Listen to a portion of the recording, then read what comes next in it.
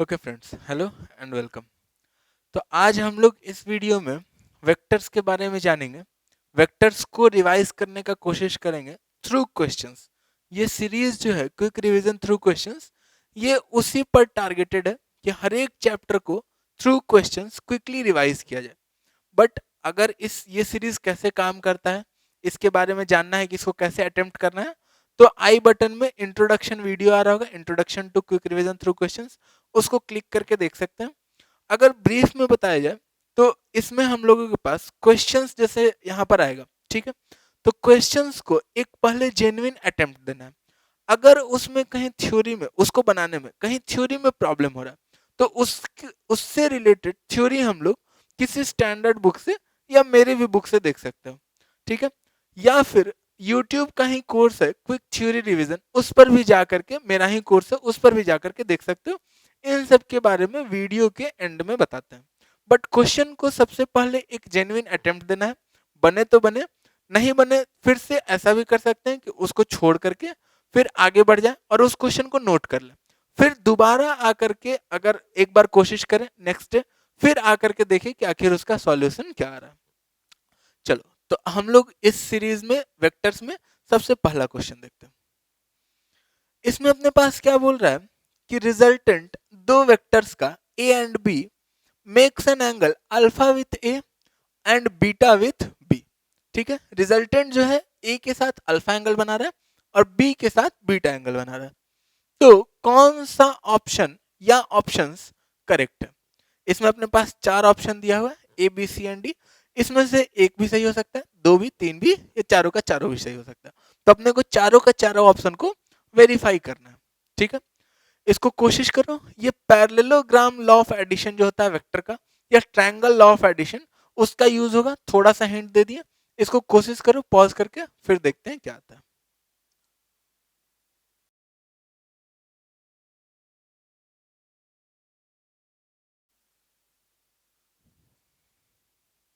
Okay, कर लिया, हो गया। चलो, वेरी गुड। हुआ तो भी वेरी गुड, नहीं हुआ तो भी वेरी गुड। ट्राई करना है बस, ठीक है। अब इसमें क्या दिया हुआ है? अल्फा बना रहा है ए के साथ, बीटा बना रहा है बी के साथ, रिजल्टेंट है ए और बी का। ऐसा कुछ कहानी है, ए और बी इन दोनों का रिजल्टेंट है। ये अल्फा बना रहा है ए के साथ, रिजल्टेंट जो है, पैरेललोग्राम लॉ से पहले देखते हैं, ठीक है। रिजल्टेंट जो है अल्फा बना रहा है ए के साथ और बीटा बना रहा है बी के साथ। ये है अपना रिजल्टेंट। यहाँ अल्फा बना रहा है ए के साथ एंड बीटा बना रहा है बी के साथ, ठीक है। अब बोल रहा है अल्फा और बीटा का कहानी, alpha is less than beta if A is less than B, ठीक है। अब अगर देखा जाए तो ए लेस देन बी या ग्रेटर देन बी या इक्वल टू बी हो सकता है। अब लेस देन ग्रेटर देन में तो उतना कहानी समझ में नहीं आ रहा, लेकिन अगर ए इक्वल टू बी है, if A is equal to B, तो अपने पास ये जो पैरेललोग्राम है, इसका दो एडजेसेंट साइड्स इक्वल हो गया। तो ये पैरेललोग्राम कैसा बन गया? अब रोम्बस है, पैरेललोग्राम नहीं है, ठीक है। तो अब अगर ये रोम्बस है, पैरेललोग्राम भी है, उसका एक स्पेशल टाइप है रोम्बस, जिसमें चारों साइड क्या है? इक्वल है। और रोम्बस में अपने को पता है कि डायगोनल जो होता है वो इस एंगल को बाइसेक्ट करता है। बाइसेक्ट यानी कि अल्फा जो होगा वो बीटा के इक्वल होगा, ठीक है। अल्फा और बीटा इक्वल होगा अगर ए इक्वल टू बी है, ठीक। अब अगर ए बी से बड़ा है, मान लेते हैं अगर ए को हम बड़ा करते हैं बी से, तो अब अपना जो पैरेललोग्राम बनेगा वो कुछ ऐसा बनेगा। तो यानी कि अब जो रिजल्टेंट होगा वो कुछ ऐसा होगा, ठीक है। और अब अगर रिजल्टेंट ऐसा होगा तो ये जो एंगल है अल्फा, ये इस वाले एंगल से क्या दिख रहा है? छोटा दिख रहा है। यहां पर इक्वल है बट अभी तो छोटा हो गया, ठीक है। तो अगर if a is greater than b, then alpha is less than beta and vice versa, ठीक है। ऐसा ही कहानी चलता रहेगा। अगर a लेस देन b है तो अल्फा बीटा से बड़ा हो जाएगा, ठीक है। ये तो हो गया पैरेललोग्राम लॉ से। अब कोई बोलता, पहले इससे ऑप्शन देख लेते हैं। Alpha is less than beta if a is less than b। Alpha is less than beta if A is less than B, नहीं A is greater than B है तब अल्फा लेस देन बीटा है, ठीक है। तो ये option अपना correct नहीं है। बी पे आ जाते हैं, alpha is greater than beta if A is less than B. Alpha is greater than beta, अगर ये ग्रेटर होगा तो ए क्या होगा, बी से छोटा होगा, सही बात है, ठीक है। तो ये सही है। Alpha equals to beta if A is less than B, अगर ए बी से छोटा होगा तो हम तो देखें ना, ए बी से छोटा होगा तो अल्फा बीटा से बड़ा होगा, ठीक है। तो ये ऑप्शन करेक्ट नहीं है। और डी में बोल रहा है alpha equals to beta if A equals to B, तो ये भी अपना करेक्ट है। तो करेक्ट आंसर अपना कौन कौन सा है, करेक्ट आंसर अपना है ए, सॉरी, बी एंड डी, ठीक है। बी और डी अपना करेक्ट आंसर है। अब अगर इसको कोई ट्रायंगल लॉ से देखना चाहे तो उससे भी हम देख सकते हैं। ट्रायंगल लॉ से मान लेते हैं कि ए वेक्टर अपना यहां था और ये अपना बी वेक्टर है कुछ ऐसा, ठीक है। और इन दोनों का ऐसा कुछ रिजल्टेंट वेक्टर है ये आर। अल्फा एंगल है रिजल्टेंट का ए के साथ और बीटा एंगल है रिजल्टेंट का बी के साथ, यही अल्फा और बीटा है। अब अगर ए इक्वल टू बी है, if A equal to B, हम बोल सकते हैं the triangle is isosceles. Triangle isosceles है। अगर ए और बी इक्वल है, दो साइड्स इक्वल, तो आइसोसेलेस ट्रायंगल है, ठीक है। और अगर आइसोसेलेस ट्रायंगल है देन हम बोल सकते हैं कि अल्फा और बीटा जो ये दोनों एंगल्स है ये दोनों इक्वल होगा। और वैसे ही अपने को ये भी पता है ट्रायंगल में कि अगर एक साइड बड़ा होगा तो उसके सामने वाला एंगल बड़ा होगा, अगर दूसरा साइड बड़ा होगा तो उसके सामने वाला एंगल बड़ा होगा। तो यहां से हम ये भी बोल सकते हैं also if A is greater than B, अगर ए बड़ा है तो इसके सामने वाला एंगल बीटा जो होगा वो बड़ा होगा किससे, अल्फा से, ठीक है। और बाकी कहानी तो अगर ये अपने को पता चल गया and vice versa, and vice versa, तो अगर ये कहानी अपने को समझ में आ गया तो अपने पास ये भी कहानी, ये ऑप्शन भी अपने पास वही आएगा, फिर से सेम बी एंड डी, ठीक है। तो इसको किसी भी लॉ से बना सकते हैं। वैसे भी ट्रायंगल लॉ जो है ये पैरेललोग्राम लॉ का ही अलग खिचड़ी है, ठीक है। या बोल सकते हैं पैरेललोग्राम जो लॉ जो है वो ट्रायंगल लॉ का ही अलग खिचड़ी है। क्यों, क्योंकि यहाँ पर ये जो वेक्टर बी है इसी को हम आगे स्लाइड करा के अगर यहाँ से बना दे, ये वेक्टर बी को ऐसे स्लाइड करा सकते हैं पैरेलली, कोई फर्क नहीं पड़ेगा। और इसको अगर यहां से बना दे तो यही तो ट्रायंगल लॉ बन गया। तो ट्रायंगल लॉ और पैरेललोग्राम लॉ एक दूसरे का ही सप्लीमेंट है, कोई खास फर्क दोनों में नहीं है, ठीक है। इसको नोट कर लेते हैं, फिर हम लोग नेक्स्ट क्वेश्चन देखते हैं।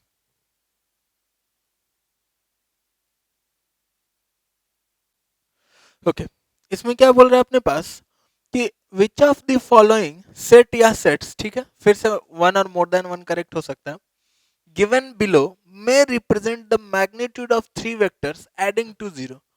ये तीन वेक्टर का मैग्नीट्यूड है, डायरेक्शन हम अपने हिसाब से चूज कर सकते हैं, बट कौन सा तीन वेक्टर का मैग्नीट्यूड जो है ऑप्शन ए में जैसे 2 4 8 दिया है, तो ये क्या मिल करके जीरो वेक्टर यानी कि नल वेक्टर बना सकता है या नहीं बना सकता, एडिंग टू जीरो, वही पूछ रहा है, ठीक है। तो इसको कैसे सोचना है, पॉज करके एक बार सोचो, नहीं समझ में आएगा तब फिर इसका सॉल्यूशन देखेंगे।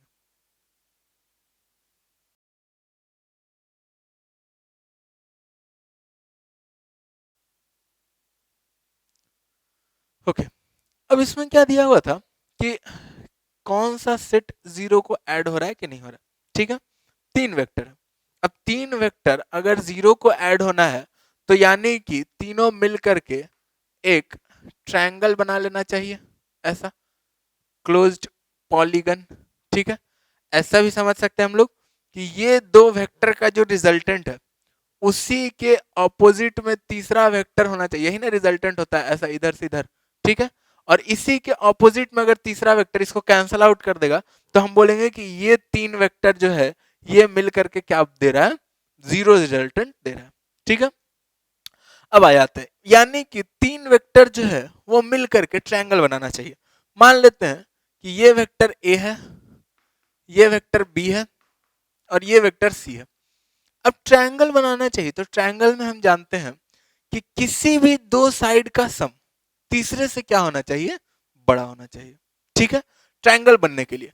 यानी कि यहां पर a प्लस बी जो है वो ग्रेटर देन सी होना चाहिए, बी प्लस सी जो है वो ग्रेटर देन ए होना चाहिए एंड ए प्लस सी जो है वो ग्रेटर देन बी होना चाहिए, तीनों सेटिस्फाई करना चाहिए, ठीक है।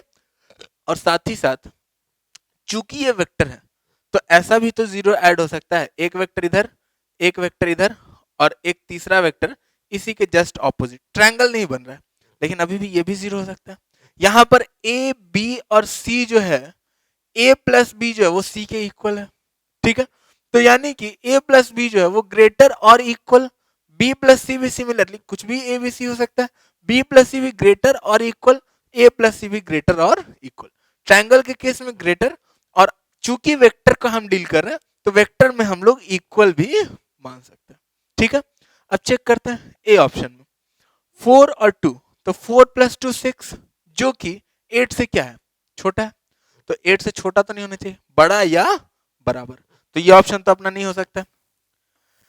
दूसरे में आ जाते हैं 4 प्लस 2 6, इससे छोटा, इससे बड़ा या बराबर, तो बराबर तो है, ठीक है। और बराबर जैसे ही मिला तो वो तो हम लोग यही बोल सकते हैं, ये 2 हो गया, ये 4 हो गया, तो ये कितना हो जाएगा, ये अपना 6 हो जाएगा, ठीक है।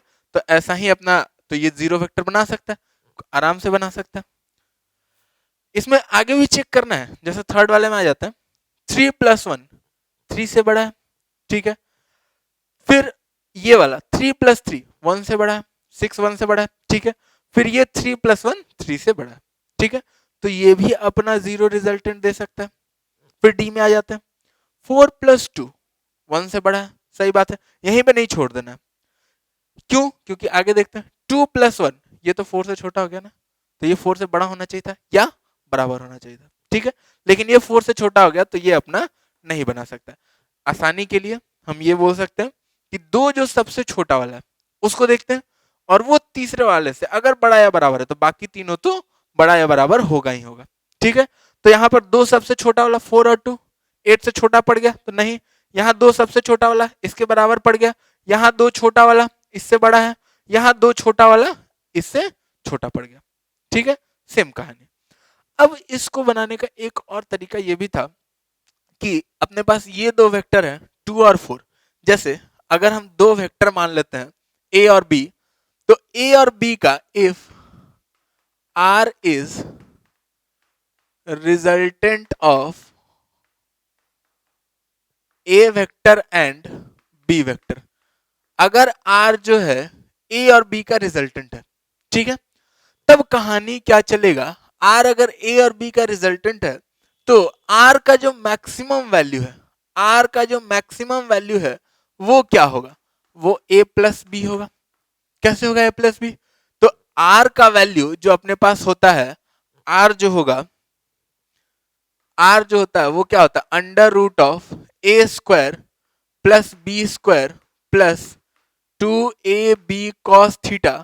तो यहां से हम लोग देख सकते हैं कि जैसे ही cos थीटा का मैक्सिमम वैल्यू पहुंचेगा आर मैक्सिमम हो जाएगा, और cos थीटा का मैक्सिमम वैल्यू 1 होता है, तो उस हिसाब से आर का मैक्सिमम वैल्यू कितना हो जाएगा, a प्लस बी। इसको करके देखना, अगर नहीं समझ में आ रहा तो cos थीटा 1 रखेंगे, फिर देखेंगे आर का क्या वैल्यू आ रहा है, ठीक है, सब हम नहीं करेंगे। फिर cos थीटा अगर -1 हो जाएगा तो आर का मिनिमम वैल्यू हो जाएगा। और इसको हम लोग ऐसे भी समझ सकते हैं, दो वेक्टर है, ठीक है, दोनों को ऐड करना है, तो अब मैक्सिमम कब होगा, जब दोनों सेम डायरेक्शन में हो जाए, और मिनिमम कब होगा, जब दोनों ऑपोजिट डायरेक्शन में हो जाए, ठीक है। तो आर का मैक्सिमम वैल्यू ए प्लस बी है, और आर का मिनिमम वैल्यू जो होगा वो होगा mod of A minus B. Mod क्यों लिखे, क्योंकि ए जो है वो बी से छोटा भी तो हो सकता है, तो अगर ए बी से छोटा है, यहाँ तो मैग्नीट्यूड का बात कर रहे हैं ना, रिजल्टेंट के मैग्नीट्यूड का, तो वो बी माइनस ए हो जाएगा वहां पर, ठीक है। या फिर अगर ए बी से बड़ा है तो ए माइनस बी होगा, ठीक।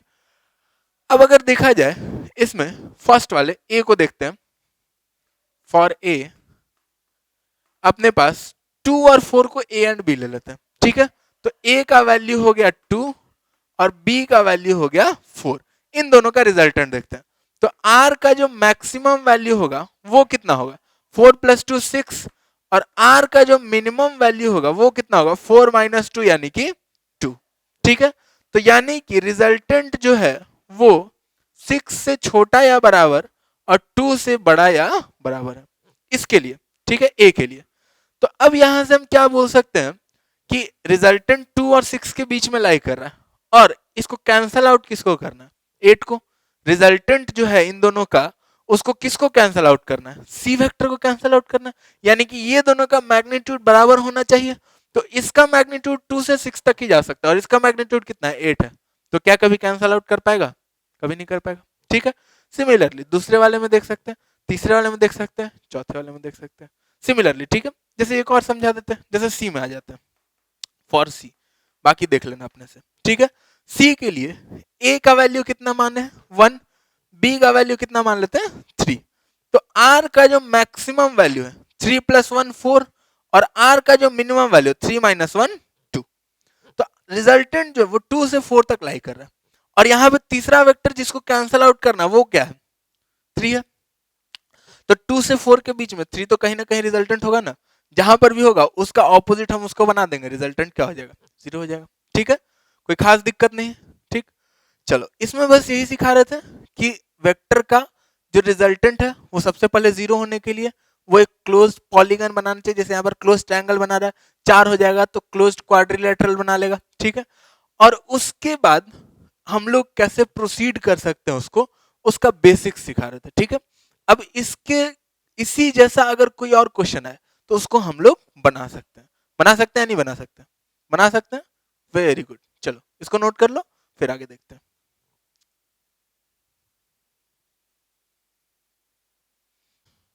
ओके, अब इस क्वेश्चन में क्या दिया हुआ है कि तीन वेक्टर जो फिगर में दिखाया गया यहाँ पर ओ ए, ओ बी और ओ सी, ठीक। तीनों का जो समेशन है, वेक्टर समेशन, वो क्या है, 0 है। तो मैग्नीट्यूड निकालना है ओ ए वेक्टर और ओ सी वेक्टर का, ठीक है। ओ ए और ओ सी का मैग्नीट्यूड नहीं दिया हुआ है, ओ बी का मैग्नीट्यूड दिया हुआ है 4 मीटर, ठीक है। कोशिश करो इसको पॉज करके, ये आसान क्वेश्चन है, रिजोल्यूशन सिखाने का कोशिश किया जा रहा है इसमें, ठीक है। पॉज करो, कोशिश करो।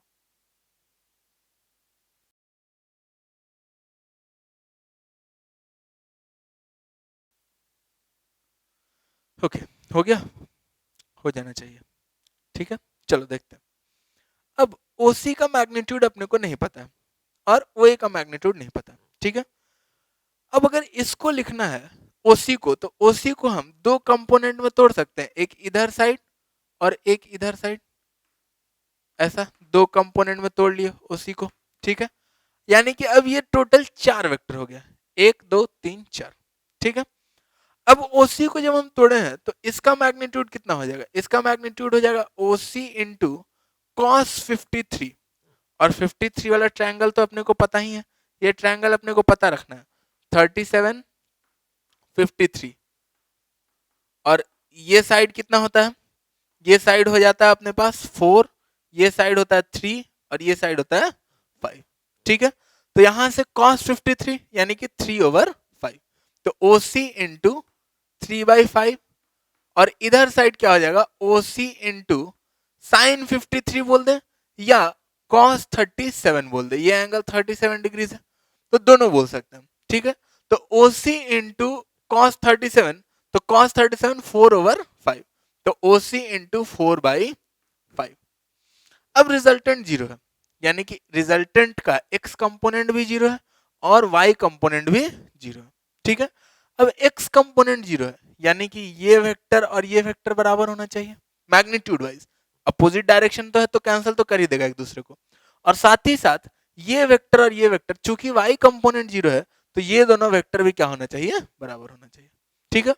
तो अपने पास अब क्या आ जाएगा, OC इंटू 4/5 इक्वल्स 4 मीटर्स। तो यहां से अपने पास OC का वैल्यू आ गया कितना, 5 मीटर्स। OC अपने पास पता चल गया, जो मैग्नीट्यूड बोल रहा था OC का वो तो अपने को पता चल गया। और दूसरा OA अगर देखना है तो यहां से हम लिख सकते हैं OC into 3/5 equals OA, which implies OA equals OC कितना 5, 5 इंटू 3/5 यानी कितना हो गया ये 3 मीटर्स। तो OC का वैल्यू अपने पास पता चल गया, OC का जो मैग्नीट्यूड पूछ रहा था वो कितना पता चल गया 5 मीटर्स, और OA का जो मैग्नीट्यूड पूछ रहा था वो कितना पता चल गया 3 मीटर्स, ठीक है। तो ऐसे हम लोग इस क्वेश्चन को बना सकते हैं रिजोल्यूशन का यूज करके, ठीक है। इस क्वेश्चन में बेसिकली रिजोल्यूशन सिखाया जा रहा था कि ये जो वेक्टर है इसको दो कंपोनेंट में कैसे तोड़ेंगे। ठीक है, अगर बना वेरी गुड, बन जाना चाहिए था, नहीं बना तो रिजोल्यूशन को एक बार पढ़ो, रिजोल्यूशन में फिर थोड़ा दिक्कत है। ठीक है, तो जहां दिक्कत है उसी को हम लोग क्लियर करने का कोशिश करेंगे। ठीक है, पढ़ो, फिर इसको नोट कर लो, फिर हम लोग नेक्स्ट क्वेश्चन देखेंगे।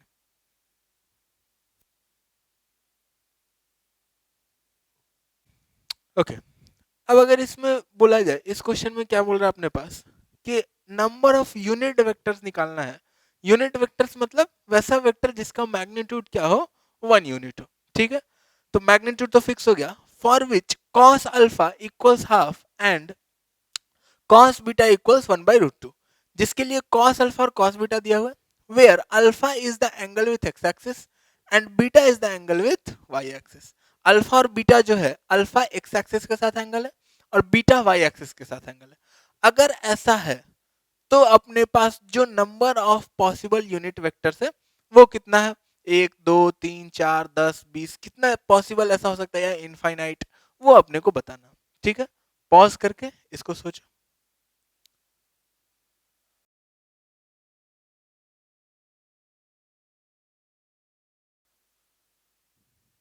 ओके, अब अगर देखा जाए तो यहाँ पर यूनिट वेक्टर है, ठीक है, यानी कि मैग्नीट्यूड 1 है, एक्स के साथ एंगल कॉस अल्फा दिया, वाई के साथ कॉस बीटा दिया, जेड के साथ कुछ नहीं बोल रहा है। ठीक है, अब अगर जेड के साथ कुछ नहीं बोल रहा है, जेड के साथ हम एंगल मान लेते हैं गामा। गामा जो है ये है एंगल विथ जेड एक्सिस। ठीक है, जेड के साथ हम एंगल मान चुके हैं गामा। अब अगर देखा जाए तो अपने पास जो कहानी है, नंबर ऑफ यूनिट वेक्टर्स कितना होगा। ठीक है, तो अब जो भी यूनिट वेक्टर होगा मैग्नीट्यूड तो 1 ही रहने वाला। ठीक है, यानी कि मैग्नीट्यूड 1 इक्वल्स 1 × कॉस अल्फा, ये हो गया उसका एक्स कंपोनेंट का स्क्वायर, प्लस 1 × कॉस बीटा का स्क्वायर, प्लस 1 × कॉस गामा का स्क्वायर। वैसे भी कोई भी अगर वेक्टर है 3D स्पेस में, तो उसमें अगर एंगल अल्फा बीटा और गामा है तो अपने पास क्या आता है, cos square alpha plus cos square beta plus cos square gamma, ये क्या आता है अपना 1 आता है। ठीक है, अब यहां पर आ जाते हैं, cos square alpha, cos alpha कितना है 1/2, तो कॉस स्क्वायर अल्फा कितना हो जाएगा 1/4, प्लस कॉस स्क्वायर बीटा 1/√2 का स्क्वायर, यानी कि ये कितना हो जाएगा 1/2, plus cos square gamma equals to 1, which implies यहां से क्या हो जाएगा, cos square gamma equals 1 minus 1/4 minus 1/2, यानी कि ये कितना हो जाएगा 1/4, यानी कि कॉस गामा जो हो जाएगा वो हो जाएगा प्लस माइनस 1/2। ठीक है, यानी कि एक बारी कॉस गामा का वैल्यू प्लस हाफ और एक बारी कॉस गामा का वैल्यू माइनस हाफ, तो इससे अपना गामा का दो वैल्यूज आएगा। ठीक है, एक प्लस हाफ के लिए, एक माइनस हाफ के लिए। ठीक है, अब गामा का गामा क्या है, गामा क्या है, जेड एक्सिस के साथ एंगल। ठीक है, और वो जेड एक्सिस के साथ दो एंगल्स आएगा, जेड एक्सिस के साथ एंगल 0 से लेकर के 180 डिग्री तक वेरी कर सकता है। ठीक है, तो 0 से 180 तक वेरी कर सकता है, तो कॉस गामा जब प्लस हाफ होगा तो 0 to 90 वाला एंगल, और कॉस गामा जब माइनस हाफ होगा तो 90 to 180 वाला एंगल।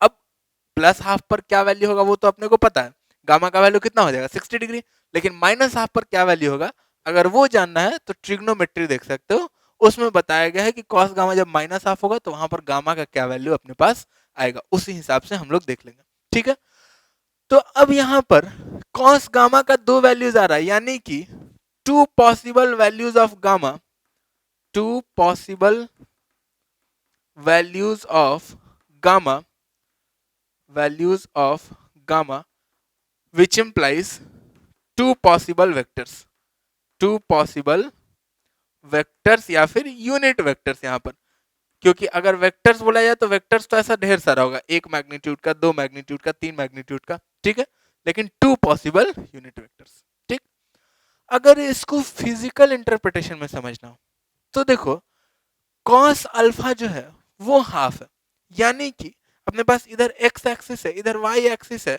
इधर y मान लेते हैं और इधर z एक्सिस है ऊपर के साइड, ठीक है। अब cos अल्फा जो है वो हाफ है, यानी कि अल्फा कितना है 60 डिग्री, अल्फा है 60 डिग्री, यानी कि x एक्सिस के साथ एंगल जो है वो कितना है 60। अब क्या 60 केवल इधर ही हो सकता है, नहीं, ऐसा भी हो सकता है 60 60 60, ऐसा पूरा एक ऐसा कोण बनेगा, ठीक है। अगर इसको और डिटेल में समझना है तो अपने पास जो कोण बनेगा वो कैसा बनेगा, वो कुछ ऐसा बनेगा, ठीक है। ये ऐसा कोण बनेगा पूरा 60 60 का। अगर देखा जाए तो इधर भी वेक्टर हो सकता है, यूनिट वेक्टर इधर भी हो सकता है, इधर भी हो सकता है। पूरा ये एक्स एक्सिस अगर है तो ये पूरा का पूरा कोण पर 60 60 डिग्री एंगल है एक्स के साथ, ठीक है। अब यहां पर y के साथ एंगल कितना दिया हुआ है, cos बीटा दिया हुआ 1/√2, यानी कि बीटा कितना है, बीटा अपने पास दिया हुआ है 45 डिग्री, ठीक है। अगर यहां पर देखा जाए x के साथ ये सारा 60 60 डिग्री एंगल है, तो अब y के साथ ये y अगर है तो y के साथ ये वाला एंगल 30 डिग्री है जब यहां पर है, जब ये वेक्टर यहां पर है तो ये एंगल 30 डिग्री है। फिर जैसे जैसे जैसे जैसे हम दूर जाते जाएंगे ये एंगल कितना हो जाएगा 90 डिग्री हो जाएगा।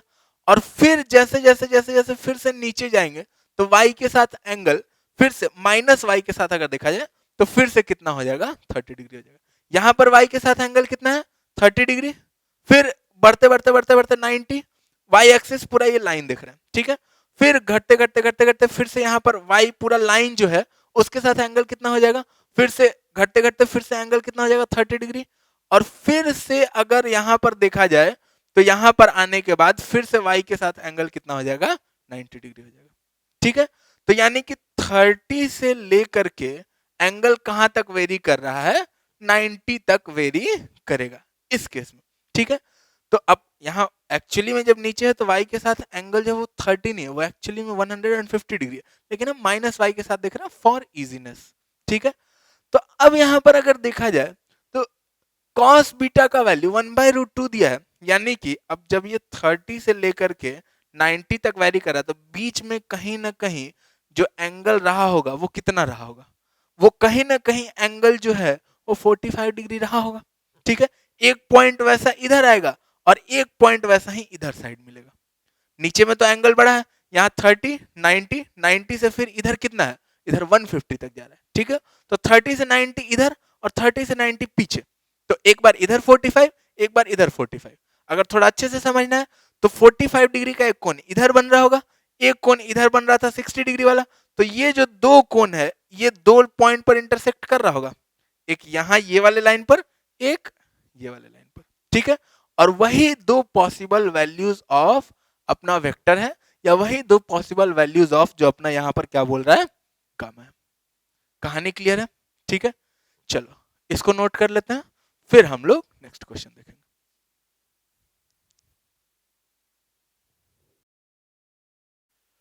ओके अब इस क्वेश्चन में क्या दिया हुआ है कि what should be the angle between A and B so that A cross B equals to A dot B.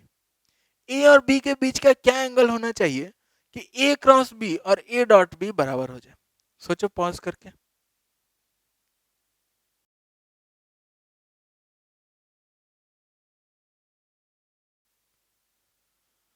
Okay अब अगर देखा जाए तो ए क्रॉस बी क्या है, ए क्रॉस बी है ए बी साइन थीटा, और ए डॉट बी क्या होगा A B cos theta. A B से भी मर गया तो यहां से क्या आ गया sine theta equals to cos theta. यहां से तो दिख रहा है थीटा कितना पर 45 पर, या फिर कॉस थीटा को इधर नीचे कर लेते हैं तो tan थीटा इक्वल्स टू 1, यानी कि थीटा कितना 45 डिग्री। इतना ही आ रहा है, ठीक है वेरी गुड। ई हो गया गलत, का है सोचो गलती का होगा। देखो इसमें क्या कहानी है, ए क्रॉस बी जो है, ए क्रॉस बी क्या है, वेक्टर है, यहां पर मैग्नीट्यूड का बात नहीं कर रहा है। और ए डॉट बी जो है वो क्या है एक स्केलर है। तो क्या वेक्टर कभी स्केलर के इक्वल हो सकता है, कभी नहीं हो सकता। कुछ भी एंगल हो जाए A cross B A dot B के इक्वल नहीं होगा, ठीक है। तो इसको ये बस इसीलिए था कि क्रॉस प्रोडक्ट जो है वो वेक्टर प्रोडक्ट है, ये अपने को ध्यान में रखना। उसका जो आउटपुट मिलेगा अपने को वो एक वेक्टर मिलता है, जिसके पास मैग्नीट्यूड भी होता है साथ ही साथ डायरेक्शन भी होता है। ठीक है, तो इसको हम लोग नोट कर लेते हैं। अगर गलती हुआ, अगर नहीं गलती हुआ देन वेरी गुड, अगर सोच लिए थे देन वेरी गुड। ये लॉजिकल क्वेश्चन ही था। ठीक है, नोट कर लेते हैं, फिर हम लोग नेक्स्ट क्वेश्चन देखते हैं।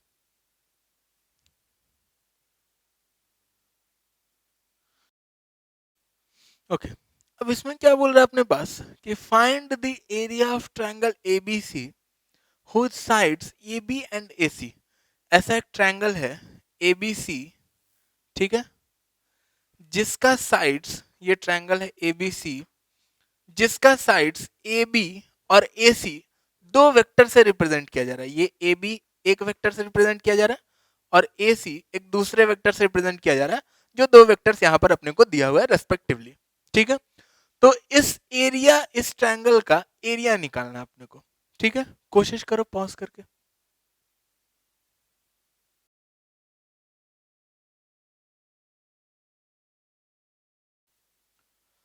ओके, बन गया।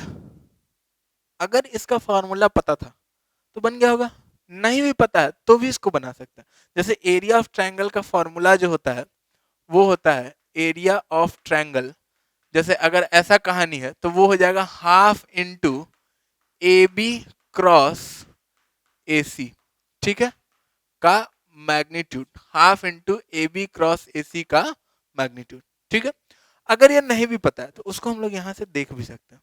एरिया ऑफ ट्रायंगल अगर एकदम बेसिक से बात किया जाए तो एरिया ऑफ ट्रायंगल जो होगा वो क्या होगा, एरिया ऑफ ट्रायंगल जो होता है half into base into height.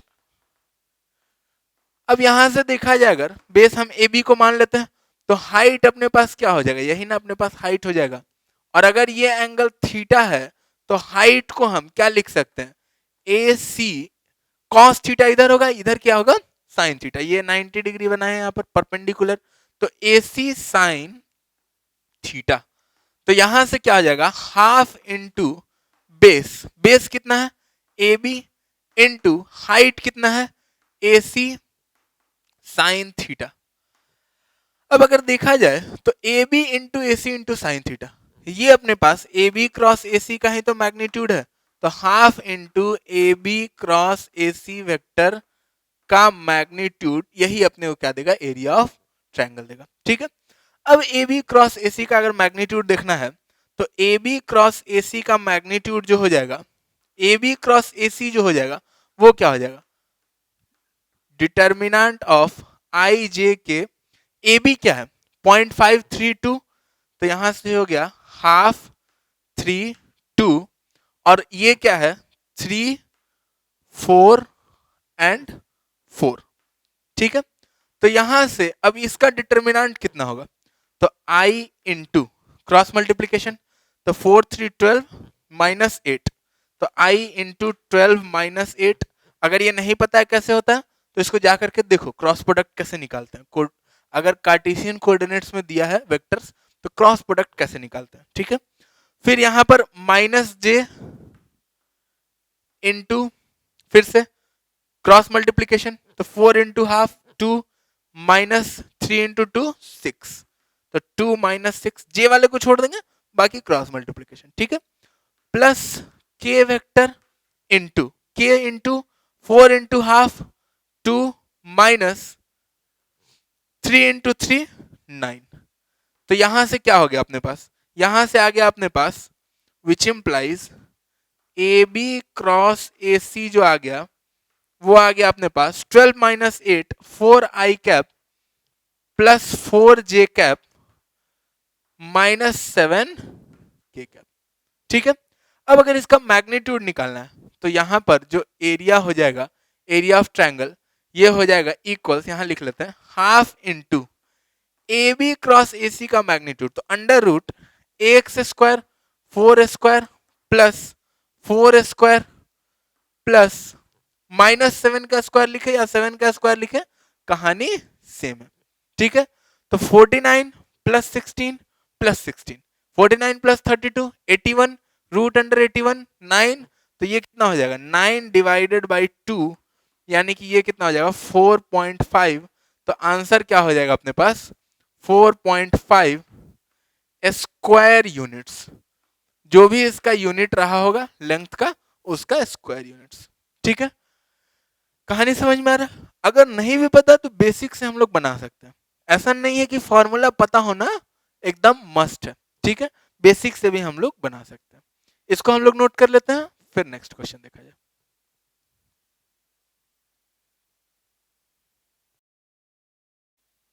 Okay, अब इस क्वेश्चन में क्या दिया हुआ है अपने पास कि एक वेक्टर ए है जिसको 90 डिग्री से रोटेट करके हम एक वेक्टर कुछ अलग बना ले रहे हैं, 4i cap minus B J cap plus 7k cap. ठीक है, अब इसमें यहाँ पर ए वेक्टर में एक ए दिख रहा होगा और बी वेक्टर में एक बी दिख रहा है, तो ए और बी का इंटीग्रल वैल्यूज बताना है।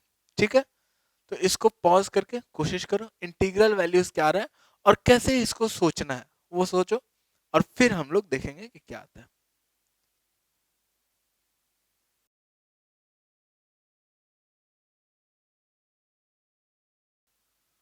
ओके, अब अपने पास अगर देखा जाए तो इसमें वो अगर तुम लोग रोटेशन वाला कुछ लोग वेक्टर पढ़ लिए होगे मैथ्स में भी या फिर कहीं भी, तो रोटेशन वाला थ्योरम लगा रहे होगे कि रोटेशन 90 डिग्री से कैसे होगा, उसमें एक्स वाई जेड का मैट्रिक्स लिखकर, उतना नहीं करना है। ठीक है, ये फिजिक्स का वेक्टर, मैथ्स का वेक्टर नहीं है। ठीक है, मैथ्स में भी वेक्टर पढ़ना बहुत बृहत रूप से पढ़ना है, लेकिन ये फिजिक्स का है, इसमें थोड़ा बहुत दिमाग लगाना है। ठीक, अब 90 डिग्री से रोटेट किया है, यानी कि ये वेक्टर और ये वेक्टर एक दूसरे के परपेंडिकुलर है। अब अगर परपेंडिकुलर है, इसको हम बोल देते हैं, इसको बोल देते हैं हम बी वेक्टर। ठीक है, तो अब हम बोल सकते हैं if A vector is perpendicular to B vector, then अपने पास ए डॉट बी क्या हो जाएगा, ए डॉट बी क्या हो जाएगा, जीरो हो जाएगा। यानी कि यहां से लिख सकते हैं ए डॉट बी, यानी ए इंटू फोर, तो 4a I dot I one, I dot J I dot के खत्म हो जाता है। ठीक है, डॉट प्रोडक्ट में हम लोग जानते हैं I dot I J dot J के डॉट के कर देंगे, बाकी सारा क्या हो जाएगा, जीरो हो जाएगा। जे डॉट के जीरो हो जाएगा, क्यों? क्योंकि अपने पास जे डॉट के जब करेंगे तो उसके बीच में एंगल कितना है, 90 डिग्री, तो cos 90 क्या होता है, जीरो होता है। ठीक है, तो 4 है यहां से, फिर यहां से minus B minus 28 equals to zero. ठीक है, एक ये इक्वेशन आ गया अपना ए और बी में, इक्वेशन नंबर 1। अब एक और इक्वेशन अगर लाना है तो यहां से अगर देखा जाए तो ए वेक्टर को ही ना घुमा करके हम बी बनाए हैं, जैसे ये ए वेक्टर है, इसको घुमा करके बी वेक्टर बना दिया कुछ 90 डिग्री से। ठीक है, तो अब ए वेक्टर को अगर बी वेक्टर बनाया है तो क्या इसका वेक्टर का लेंथ चेंज किया है, या लेंथ प्रिसाइजली बोला जाए तो क्या वेक्टर का मैग्नीट्यूड चेंज किया है, नहीं। अगर वेक्टर का मैग्नीट्यूड चेंज नहीं किया है तो ऑल्सो यहां पर हम लोग लिख सकते हैं ए जो वेक्टर है उसका मैग्नीट्यूड इक्वल है किसके, बी वेक्टर के मैग्नीट्यूड के। यानी कि यहां से क्या आ जाएगा अपने पास ए वेक्टर का मैग्नीट्यूड, यानी कि ए वेक्टर का मैग्नीट्यूड कितना होगा, A square plus 1 plus 16 plus minus 4 का स्क्वायर लिखेंगे या 4 का स्क्वायर, कहानी सेम है। इसका अंडर रूट जो होगा वो इक्वल होगा under root of 4 square plus B square plus 49। ठीक है, तो अब यहां से क्या आ जाएगा, विच इंप्लाइज रूट से रूट तो मर गया, तो A square plus 17 equals B square plus 49 plus 16, यानी कि कितना हो जाएगा, 65। ठीक है, या फिर यहां से हम दोनों को अगर एक साइड कर लें तो यहां से आ जाएगा A square minus B square minus 48 equals to zero, equation number 2। अब 1 और 2 में से एक में से ए उठा करके, ज्यादा आसान इसी में से ए या बी कुछ भी उठा करके, जैसे अगर बी उठा करके इसमें रख देंगे, बी को उठाना ज्यादा आसान है, बी को उधर लेके चल गए, बी इक्वल्स टू क्या हो जाएगा, यहां से बी इक्वल्स टू हो जाएगा 4a माइनस 28, और जब इसको इसमें रखेंगे तो a में जो अपना इक्वेशन बनेगा वो बनेगा 15a square minus 224a plus 832। ठीक है, और ये बनेगा इक्वल टू जीरो। कैसे हम सॉल्व किए, तुम करो। ठीक है, ये सॉल्व करने से नहीं घबराना। अब ये क्वाड्रेटिक इक्वेशन बन रहा है, क्वाड्रेटिक इक्वेशन का रूट्स हम लोग जानते हैं, वो भी सॉल्व करना है तुम्ही को, ठीक है। या तो इसका फैक्टराइजेशन कर सकते हैं 224 का, और जो फैक्टराइजेशन करेंगे तो फैक्टराइजेशन के बाद यहां पर आएगा अपने पास 120 और 104, ठीक है। तो यहां से 15a² minus 120a minus 104a plus 832 equals to 0, यानी कि यहां से आ जाएगा अपने पास 15 into a² minus 8, sorry 15a बाहर ले लेते हैं ना, तो 15 इंटू ए बाहर ले लिए, तो अंदर में क्या आ जाएगा 15a इंटू ए माइनस 8 माइनस 104 into A minus 8 equals to 0, यानी कि यहां से हो जाएगा 15a minus 104 into A minus 8 equals to 0, which implies A का दो वैल्यू जाएगा, एक वैल्यू आएगा 8 और एक वैल्यू क्या आएगा 104/15, ठीक है। अब जैसे ही ए का दो वैल्यूज है, अपने को इंटीग्रल वैल्यू का बात कर रहा था, तो ए का इंटीग्रल वैल्यू तो पता चल गया कितना होगा होगा। अब 8 के करस्पॉन्डिंग अगर बी भी एक इंटीजर आ जाता है तब तो ठीक है, अगर नहीं आता है तो प्रॉब्लम है, ठीक है। तो ए के करस्पॉन्डिंग बी का वैल्यू अगर देखा जाए तो ऑल्सो बी इक्वल्स टू क्या है, यहां से इसको लिखा जा सकता है 4 इंटू ए माइनस 7, ठीक है। तो ए का वैल्यू कितना है 8 है, तो 8 माइनस 7 1, तो बी का वैल्यू कितना हो गया 4 हो गया। तो इसी के करस्पॉन्डिंग बी का जो वैल्यू हो गया वो कितना हो गया 4 हो गया। तो 8 और 4 ए और बी का रेस्पेक्टिव वैल्यूज है, और अगर 104 के करस्पॉन्डिंग बी का वैल्यू निकालना है तो यहां से आ जाएगा 104 माइनस 104/15 माइनस 7, तो वहां से आ जाएगा -1/7 इंटू 4, तो ये आ जाएगा -4, सॉरी -1/15 इंटू 4, तो -4 डिवाइडेड बाई 15, ठीक है। तो ए और बी का ऐसा दो वैल्यूज आएगा, किसी को मन है तो यहां पर से बी को नहीं उठा के ए को भी उठा करके यहां रख सकते हैं, उससे अपना पहले बी का वैल्यू जाएगा, फिर बी को जब इक्वेशन में रखेंगे तब ए का वैल्यू जाएगा, ठीक है। सॉल्व करने से इक्वेशन नहीं डरना है, ये नहीं कि इक्वेशन थोड़ा लेंदी आ रहा है तो सॉल्व करने से डर गए, सॉल्यूशन देखने लग गए, वैसा नहीं, ठीक है। इक्वेशन एग्जाम में अगर आ जाएगा तो सॉल्व तो करना ही पड़ जाएगा ना, ठीक है। इसलिए तो इसको हम लोग नोट कर लेते हैं, फिर नेक्स्ट क्वेश्चन देखते हैं।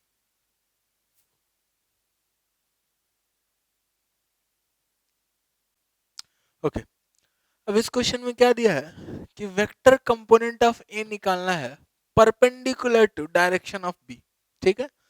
बी के डायरेक्शन के परपेंडिकुलर, और वैसा कंपोनेंट निकालना है जो कि in the plane passing through A and B हो, ठीक। दिया हुआ है ए का वेक्टर का मैग, ए वेक्टर क्या है और बी वेक्टर क्या है वो अपने पास दिया हुआ है। ए का कंपोनेंट बी के परपेंडिकुलर, लेकिन ए और बी के प्लेन वाले में ही, ठीक है। कोशिश करो पॉज करके।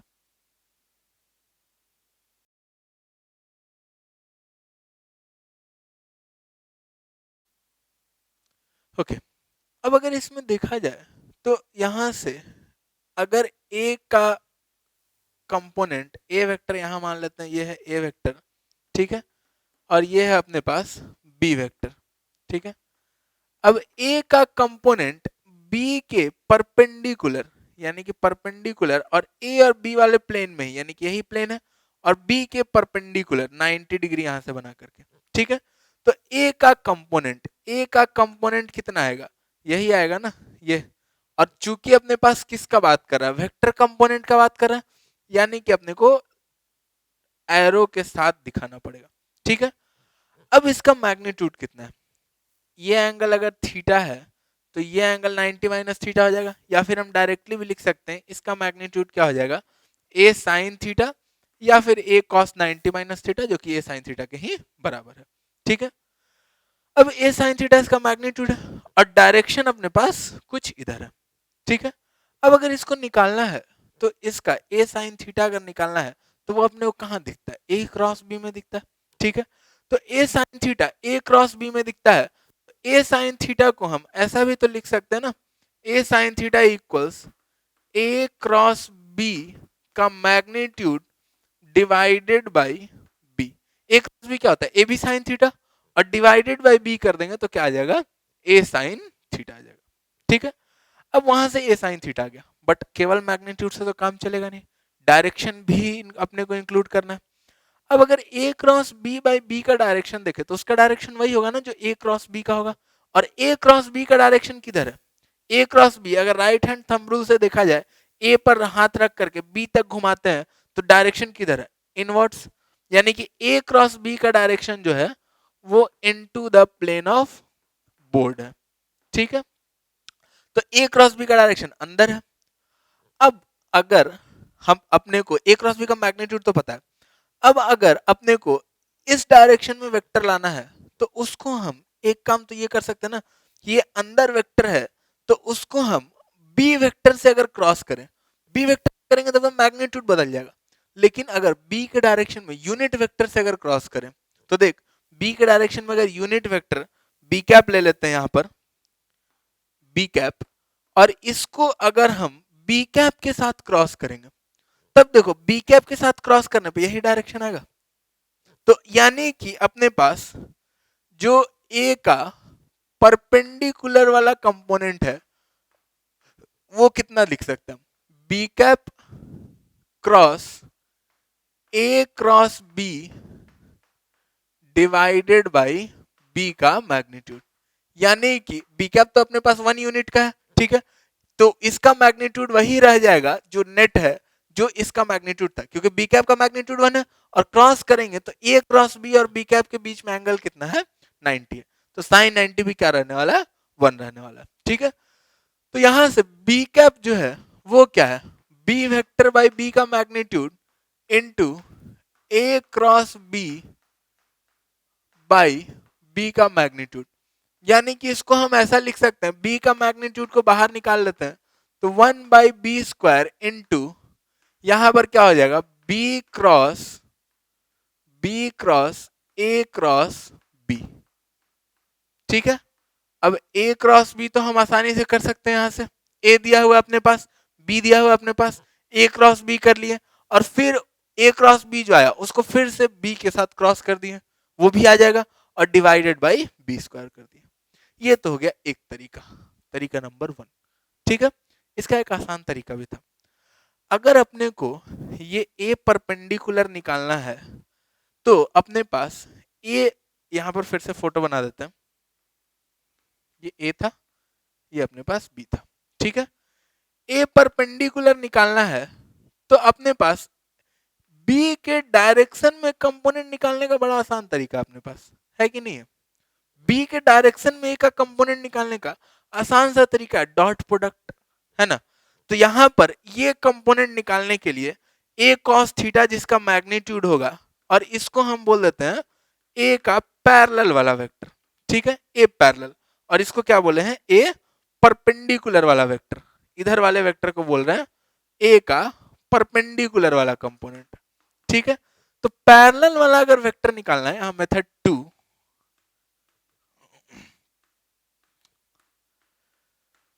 ए का पैरेलल वाला वेक्टर, तो एक पैरेलल वाला ए कॉस थीटा मैग्नीट्यूड होगा, और डायरेक्शन कौन सा होगा, बी का डायरेक्शन होगा। ठीक है, तो ए कॉस थीटा को हम क्या लिख सकते हैं, A dot B divided by B का मैग्नीट्यूड इनटू बी वाला डायरेक्शन होगा, यानी कि बी कैप अगर लगा दें, क्रॉस नहीं ये इनटू है, इनटू अगर बी कैप कर दें तो वो क्या हो जाएगा, ये वेक्टर के फॉर्म में आ गया।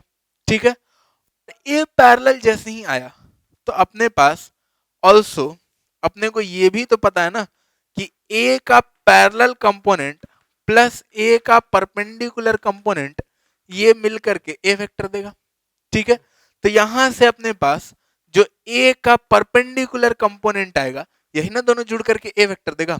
ठीक है, तो ए का जो परपेंडिकुलर कंपोनेंट आएगा वो क्या आ जाएगा, ए माइनस ए का पैरेलल कंपोनेंट, और ए का पैरेलल कंपोनेंट निकालना हम लोग जानते हैं, ए वेक्टर माइनस ए का पैरेलल कंपोनेंट क्या है, A dot B divided by B into B cap. अब ये तो हम आसानी से कर सकते हैं, देख लेते हैं A dot B, A dot B क्या है देखते हैं, ए डॉट बी यानी कि यहां से अगर देखा जाए तो ए डॉट बी जो है वो है अपने पास -7 -16 +32, यानी कि 32 minus 16, 16 minus 7, 9। A dot B 9 है, ठीक है। और बी का अगर मैग्नीट्यूड का बात किया जाए तो बी का मैग्नीट्यूड जो है वो क्या है, बी का मैग्नीट्यूड जो है अंडर रूट ऑफ -1 का स्क्वायर या 1 का स्क्वायर, सेम कहानी, +4 स्क्वायर प्लस 8 स्क्वायर। तो यानी कि ये कितना हो जाएगा, विच इम्प्लाइज बी का मैग्नीट्यूड यानी कि बी का वैल्यू जो हो जाएगा 16 + 1 17 + 64 81 का रूट यानी कि 9, ठीक है। तो A dot B by B जो हो जाएगा वो क्या हो जाएगा अपने पास, यहां से ए का जो परपेंडिकुलर कंपोनेंट आ जाएगा वो आ जाएगा ए वेक्टर यानी कि 7i cap -4j cap +4k cap minus A dot B by B, A dot B 9 है, बाई बी 9 है, तो 9/9 तो 1 हो गया, ठीक है। तो बी कैप यानी कि -i cap +4j cap +8k cap, ये बी वेक्टर हुआ। बी कैप मतलब B vector divided by B का मैग्नीट्यूड, ठीक है। तो अब ये तो माइनस आसानी से हो जाएगा ना, ठीक है। यहां से कितना आएगा 63 + 1 64i कैप, फिर यहां से -36 -4 तो -40j कैप, और फिर यहां से 36 -8 तो +24, 36 हाँ -8 तो +24k कैप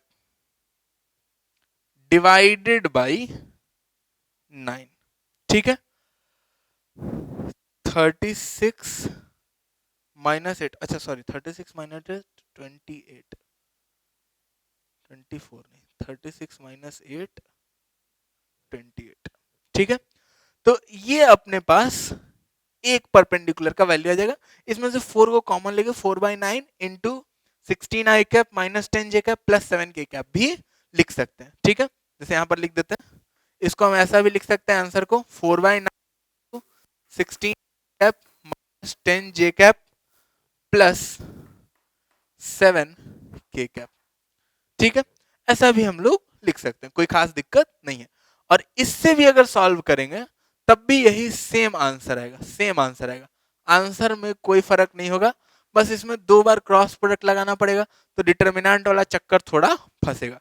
इसमें वैसा कोई चक्कर नहीं फंस रहा, ये थोड़ा इजी होगा। डॉट प्रोडक्ट वैसे भी थोड़ा इजी लगता है क्रॉस प्रोडक्ट से, ठीक है। तो दोनों तरीका अपने पास, जिससे मर्जी करे उससे बना सकते हैं। फर्स्ट वाला समझ में आ गया, वेरी गुड। नहीं भी समझ में आया तो सेकंड वाला तरीका तो है ही अपने पास, ठीक है। इसको नोट कर लेते हैं, फिर नेक्स्ट क्वेश्चन देखते हैं।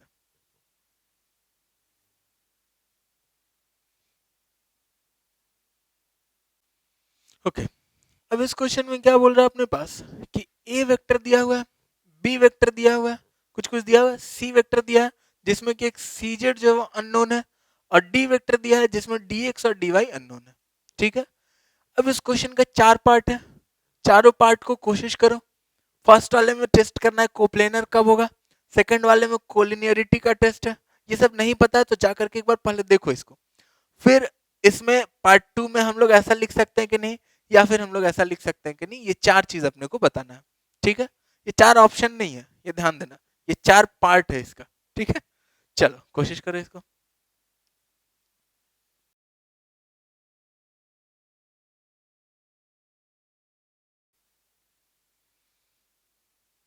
ओके, अब देखो कोप्लेनर अगर 3 वेक्टर है, जैसे यहाँ पर बोल रहा है A B and C coplanar हो, अगर 3 वेक्टर कोप्लेनर है यानी कि एक ही प्लेन में, ठीक है।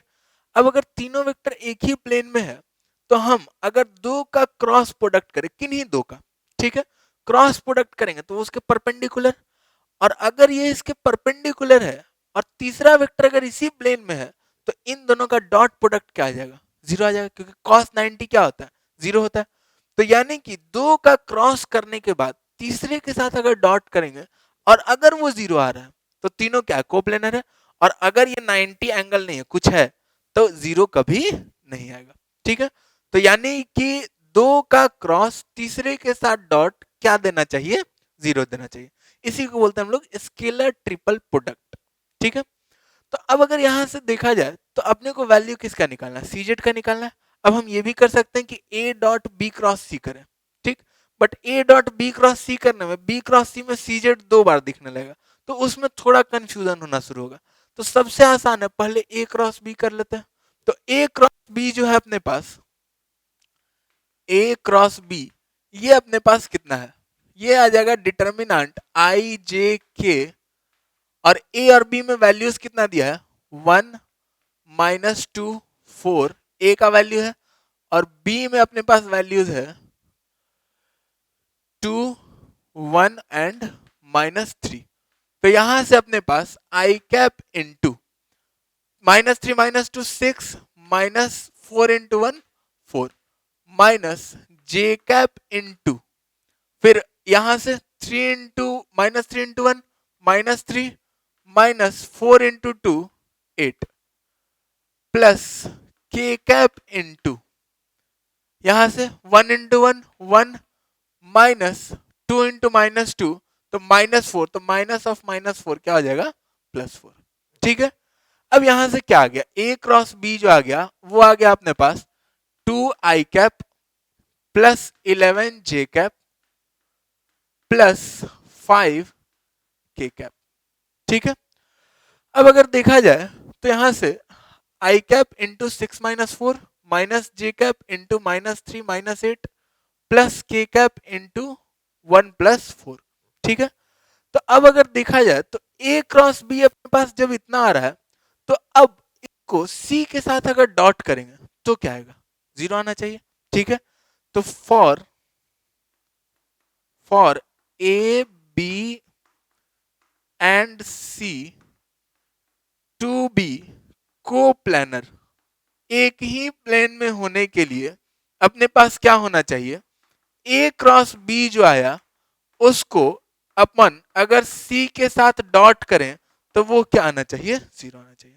ठीक है, अब ए क्रॉस बी यह है डॉट सी, तो डॉट आई तो -2, फिर जे डॉट जे तो +33, फिर के डॉट के तो यहां से हो जाएगा +5 into C Z equals to 0। तो यहां से अपने पास क्या आ गया, यहां से आ गया अपने पास सी जेड इक्वल्स -31 डिवाइडेड बाई 5।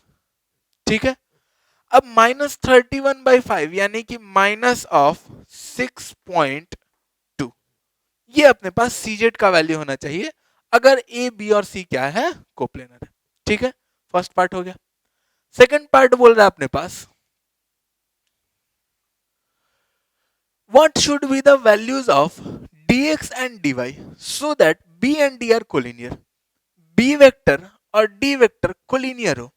अब अगर दो वेक्टर्स कोलिनियर है, सेम लाइन में अगर है, तो हम दोनों के डायरेक्शन में जो यूनिट वेक्टर लेंगे दोनों क्या होना चाहिए, सेम होना चाहिए, इक्वल होना चाहिए। ठीक है, तो अगर b एंड d कोलिनियर है, if b and d are collinear, तो हम बोल सकते हैं कि b cap equals to D cap होना चाहिए। ठीक है, यानी कि बी कैप यानी कि बी वेक्टर ओवर बी का मैग्नीट्यूड इक्वल्स डी कैप यानी कि डी वेक्टर ओवर डी का मैग्नीट्यूड, विच इंप्लाइज, यहां से हम बोल सकते हैं कि ऐसा होना चाहिए कि डी वेक्टर जो होना चाहिए वो क्या होना चाहिए, इक्वल टू, यहां से डी वेक्टर जो होना चाहिए वो equal to D by B into B vector होना चाहिए। ठीक है, अब यहां से अगर देखा जाए तो डी बाई बी तो एक कांस्टेंट है, तो यानी कि डी वेक्टर जो होना चाहिए वो कुछ कांस्टेंट इनटू बी वेक्टर होना चाहिए। ठीक है, इसको हम लोग ऐसे भी समझ सकते हैं, अगर दो वेक्टर कोलिनियर है, यानी कि दोनों वेक्टर अगर कोलिनियर है, तो जैसे कोई वेक्टर में अगर कांस्टेंट से मल्टीप्लाई करते हैं तो अपने को एक दूसरा वेक्टर मिलता है जिसका मैग्नीट्यूड कुछ अलग होगा लेकिन डायरेक्शन क्या होगा, सेम होगा। अब अगर दो वेक्टर कोलिनियर है, तो अगर इस वेक्टर में हम कुछ ऐसा स्केलर मिलना चाहिए, कोई भी एक ऐसा स्केलर मिलना चाहिए जिससे मल्टीप्लाई करे तो ये वाला मैग्नीट्यूड मिल जाए, और जैसे ही ये वाला मैग्नीट्यूड मिलेगा तो उस स्केलर से इस वेक्टर मल्टीप्लाई करने पे ये दूसरा वाला वेक्टर मिल जाएगा। सेम कहानी यहां पर चल रहा है। ठीक है, अब यहां से अगर देखा जाए तो d equals to k into B. D vector क्या है अपने पास, D X I cap plus D Y J cap minus K cap. तो यहां से आ गया D X I cap plus D Y J cap minus K cap, या माइनस वन के कैप इसको बोल देते हैं, one K cap equals to K into B. K into B यानी कि two K I cap plus के जे cap minus three के cap. ठीक है, तो अब यहां से k का वैल्यू तो हम k कैप को इक्वेट करके निकाल सकते हैं। तो यहां से k का वैल्यू जो आ जाएगा वो कितना आ जाएगा, minus one equals to minus three K, तो k इक्वल्स टू कितना आ जाएगा, वन बाई थ्री।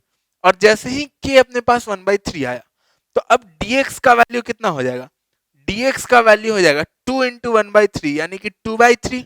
आई और आई को इक्वेट कर दिए, और सिमिलरली जैसे ही j और j को इक्वेट करेंगे तो dy का वैल्यू अपने पास कितना आ जाएगा, dy का वैल्यू आ जाएगा अपने पास k, तो k यानी कि वन बाई थ्री। ठीक है, तो यही अपने पास बोल रहा था dx और dy निकालने के लिए, ये भी हम लोग निकाल लिए। अब थर्ड पार्ट में बोल रहा है for part two can we write three D equals to B. अब अगर देखा जाए तो k का वैल्यू कितना आया था, वन बाई थ्री आया था। तो यहां से थर्ड पार्ट के लिए d वेक्टर को हम one by three into B vector बोल सकते हैं, या फिर थ्री को इधर लेके चलाएं, three D vector equals B vector बोल सकते हैं। कोई खास दिक्कत वाली बात नहीं है। ठीक है, तो थ्री डी वेक्टर को बी वेक्टर बोला जा सकता है। हाँ, यस, इसका आंसर क्या हो जाएगा, यस लिख सकते हैं। ठीक है, can we also write B vector by D vector equals to three vector. जैसे अब डी वेक्टर को इधर डिवाइड में लेके चल गए तो B vector by D vector equals to three क्या हम लिख सकते हैं, तो ये हम नहीं लिख सकते। वेक्टर्स का डिवीजन जो है वो पॉसिबल नहीं होता, और वो हम लोग डिफाइन भी नहीं कर सकते। ठीक है, तो ये हम लोग नहीं लिख सकते हैं। और क्यों, तो इसका नोट लिख सकते हो, division of vectors is, division of vectors is not defined. ठीक है, या इज नॉट पॉसिबल, सेम चीज। ठीक, तो इसको हम लोग नोट कर लेते हैं। ये समझ में आया ना अपने को, डिवीजन नहीं लिख सकते, इससे ये समझ में आया। कोप्लेनरिटी का टेस्ट हम लोग सीख लिए, और कोलिनियरिटी का टेस्ट हम लोग सीख लिए। ठीक है, कहीं अगर दिक्कत आ रहा है तो थ्योरी को रिफर करो, अगर दिक्कत नहीं आ रहा है देन वेरी गुड, इसको नोट कर लो, फिर हम लोग आगे देखते हैं।